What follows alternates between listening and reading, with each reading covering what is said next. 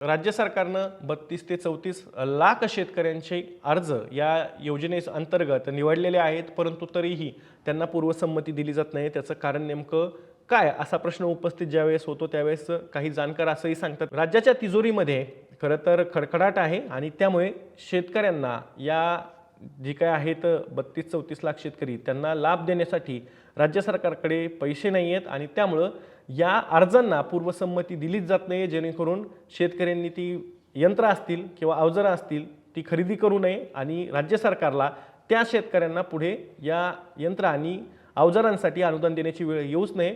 त्यामुळे या पूर्वसंमतीला टाळाटाळ केली जात असल्याचं किंवा विलंब केला जात असल्याचं काही अभ्यासक आणि जाणकार सांगतात। राज्य सरकारनं जर का आपण बघितलं मागच्या काही वर्षांमध्ये तर अत्यंत ढिसाळ पद्धतीनं आर्थिक नियोजन हे राज्याचं केलेलं आहे। विधानसभा निवडणुकांच्या पार्श्वभूमीवरती ज्या काही लोकप्रिय घोषणा होत्या त्याचं फळ हे महायुती सरकारला चाखायला मिळालं, परंतु नंतरच्या काळात मात्र आता जिथे जिथे आवश्यक आहे तिथे तिथे निधीचा तुटवडा राज्य सरकारला आणि एकूणच तिजोरीला जाणवतोय आणि त्याचा फटका शेतकऱ्यांना बसल्याशिवाय राहत नाहीये।